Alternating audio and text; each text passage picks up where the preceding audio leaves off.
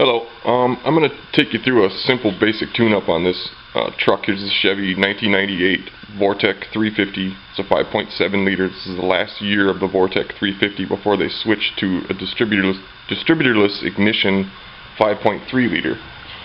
This is going to be different than a 5.3 liter because the distributorless system on the 5.3 liter, which is what this engine block is right here, has coils that bolt to the top of the valve cover. I don't have them here right now, but each individual spark plug has its own coil. This system is different. This is the last year, like I say, of the Vortec 350. There's a distributor back here in the back side of the engine that we will get familiar with, you'll see. And this is just going to be a quick intro, and I'm going to hand the camera over and I'm going to show you some things we need to do before we get started. Okay, so these are the components we're going to need to do the basic tune-up on this truck. This is the distributor cap. This is the rotor, which rides underneath the distributor cap, and it spins. There's a contact here, and there's a tab here. Underneath the cap, you can see where this tab would ride on that contact. And thusly, it's upside down, but I'm just showing you just for demonstration purposes. As it spins, this tab right here allows voltage to complete the circuit through each post, sending the voltage for the spark to each individual post on the cap, through the spark plug wires, each individual wire to each individual plug. Okay, this is where I'm going to pause for a second. These spark plugs, they need to be gapped. The air gap between the conductor and the outside here on the arm, you'll see, needs to have a specific air gap.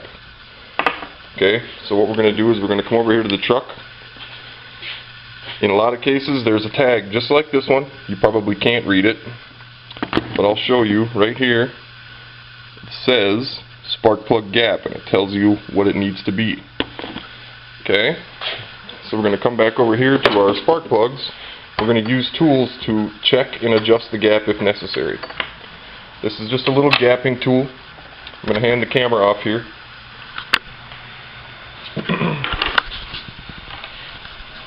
On the spark plug tool, it says the different air gaps that you know, whatever for your specific model, what you need. This just slides right inside the conductor, just like this, between the conductor and the outside. And you want to spin it. It widens out as it goes around until you can just start to touch it. Just feel a little bit of where it's kind of gripping, and you want to check your number. Okay, that's right. Then we're going to go to the next one. We're going to do the same thing. Check it. Yep, that's right. If you get one that's wide or loose, you can use a spark plug tool just like this to close the gap or to open it. But you want to make sure that your gaps are right on all your plugs before you even start. This is what I do. Okay? Okay, I removed the snorkel. There's just a little, if you're familiar with your truck, you'll know what I'm talking about. Comes across here to the air filter. I removed that to get it out of the way. I'm just going to come over here to this side of the bank of the engine. If you look down in here, you'll see the spark plugs are right in through the holes in the exhaust manifold here to allow access to them.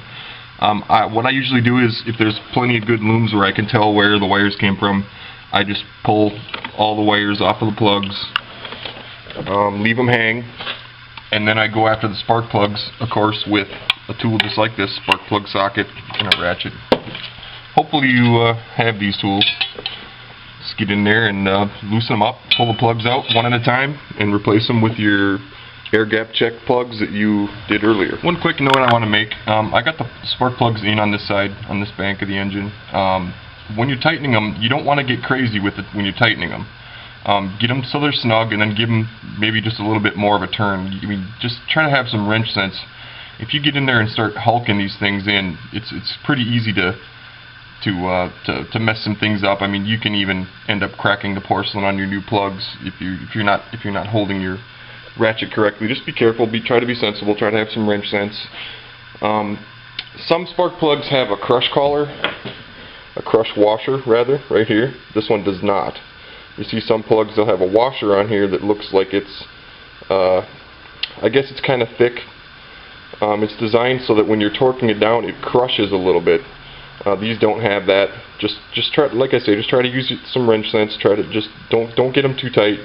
If your socket gets off axis at all on this while you're tightening it, it's really easy to crack this porcelain. Just be very careful when you're tightening it. Okay, I'm going to show you. This is what I do. You don't have to do this. I don't expect you to do this. I want to know if there's a problem with a particular cylinder on an engine. You sometimes can tell that by looking at the plugs, the condition of the plugs that were in the engine. So I set them out so that I know which cylinder it came out of. I just set them up like this, just like they would have gone into the engine. There's certain things you can look for. I'm not going to go through the entire gamut of how you can diagnose engine problems, but just for curiosity's sake, if you're curious, you can take your gapper that we used earlier and check these and say, hey, the gap was really wide on that one, or hey, it was really tight on that one, or whatever, just for giggles or whatever, you know what I mean. There's certain indicators you can find on the porcelain. If you see carbon tracking on there, you can tell, you know, obviously it was misfiring. Carbon tracking's typical lines that are going to run this way on the porcelain that can't be wiped off.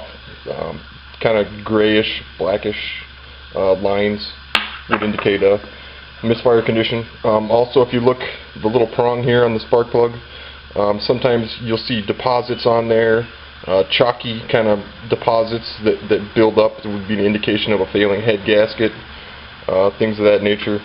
So also, you can get sometimes blow-by through here that would indicate a failing spark plug. Just wanted you to have a quick look at what I do. I don't expect you to do this, but it's kind of nice if you find a problem on a plug that you know which cylinder to attribute that problem to.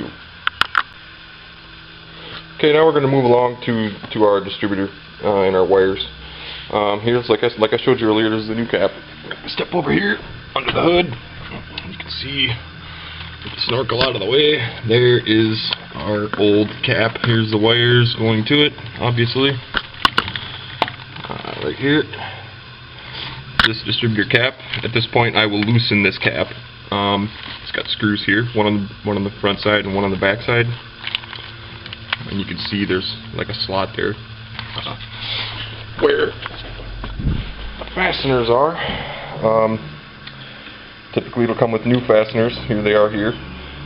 These fasteners are a Torx fastener, which is a specific type of a tool, like a screwdriver, but it's a Torx bit. It's kind of like an Allen wrench, but it's got pointy edges. You probably can't see it.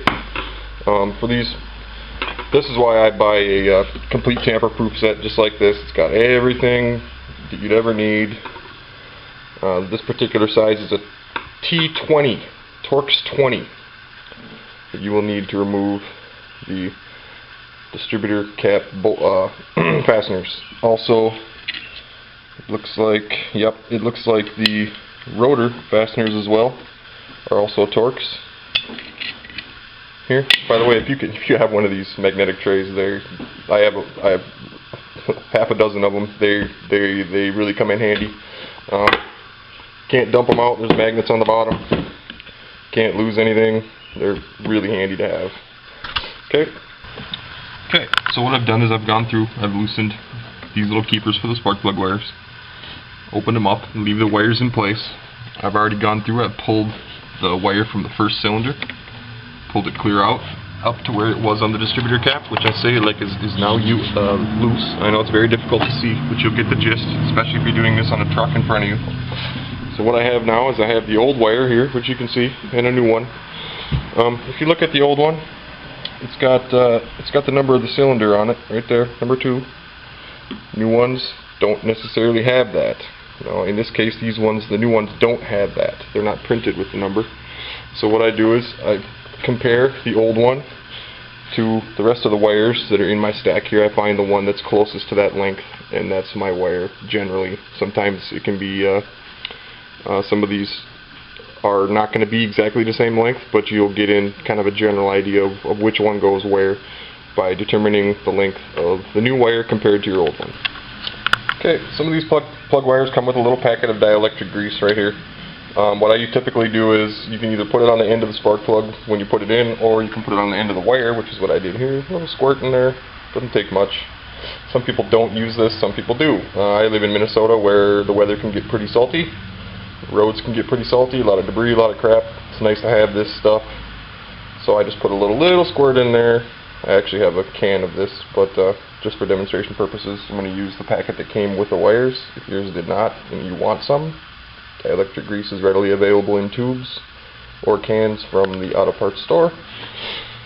So, having said that, what I'm going to do is come back over here to the engine. I'm going to connect this wire that I just found. Make sure you get a nice positive click onto the spark plug.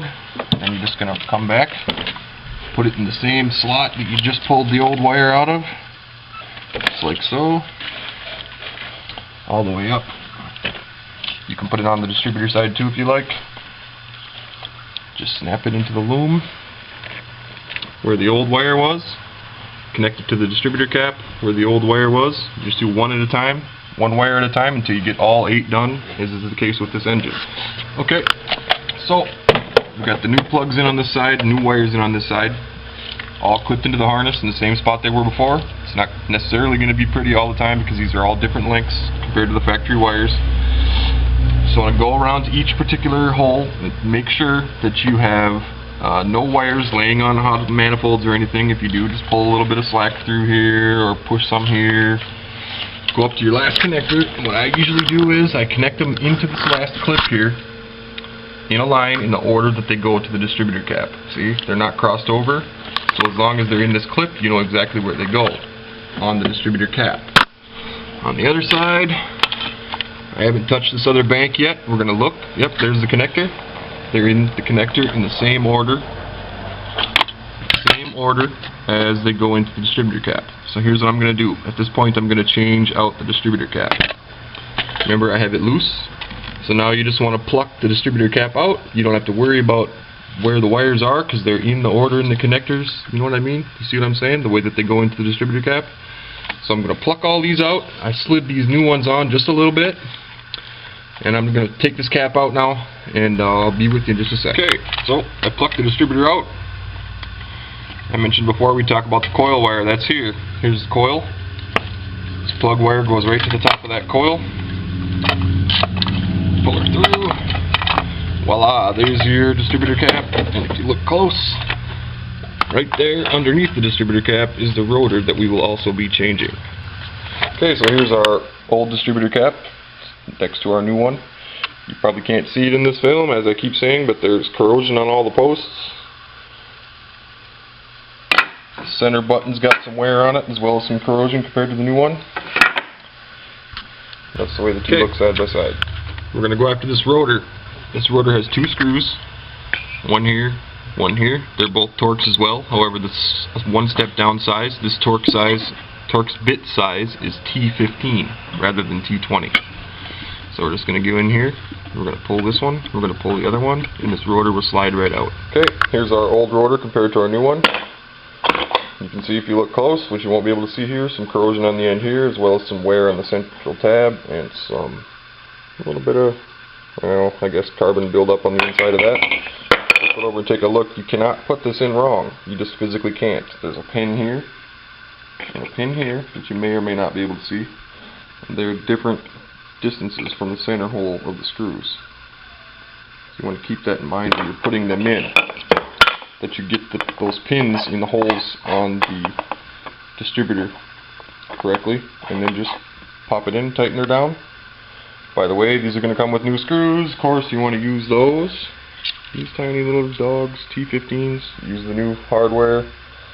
And I'm going to go ahead and throw this in. Okay, new rotor's in. Be very sensible with the screws. They can twist the heads off very easily. They're very small screws. And we're just going to set the distributor cap back on. And again, I keep saying it, it's very difficult to see. But if you're doing this on your own vehicle, obviously, you'll be able to have a much better vantage point. So we're just going to set the distributor cap on, make sure it's in place the correct way. We're going to run the T20 Torx screws in the front and the back and tighten those down again reasonably. Very easy to twist the heads off or to strip threads. Okay, coil wire. This backside post looks a little bit different. Just going to plug the coil into there. I have the boot facing straight up. These coil wires are a little bit long with this set.